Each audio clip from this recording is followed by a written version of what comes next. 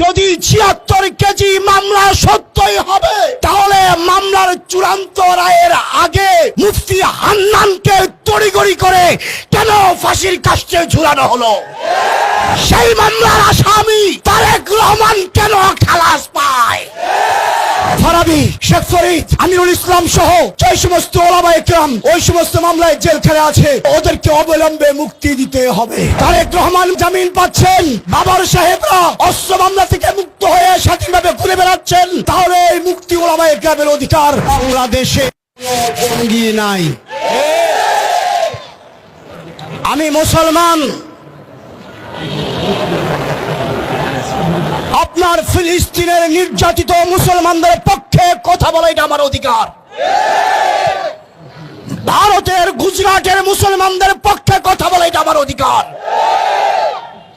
কাশ্মীরের মাজলুমদের পক্ষে কথা বলা এটা আমার অধিকার। তাই বলে কেউ জঙ্গি হয়ে যায় না।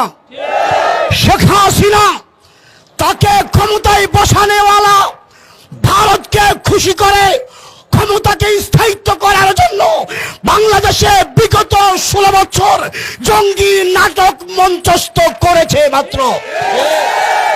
আমার জিজ্ঞাসা, যদি ৭৬ কেজি মামলা সত্যই হবে, তাহলে মামলার চূড়ান্ত রায়ের আগে মুফতি হান্নানকে তড়িঘড়ি করে কেন ফাঁসির কাস্টে ঝুলানো হলো?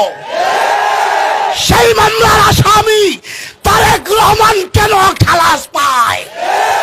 যদি তারেক খালাস পায়, তাহলে মুফতি হান্নানও নির্দোষ ছিল।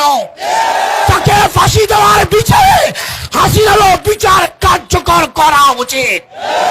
অতএব এই সমস্ত মামলায় যে সমস্ত ওলামায়ে কেরাম এবং মাজলুমরা জেলে আছে, তারা নির্দোষ, তারা নিরপরাধ, তারা জুলুমের শিকার, হাসিনার ক্ষমতার লোভে লিপ্সায় নির্যাতনের শিকার এই সমস্ত ওলামায়ে কেরাম।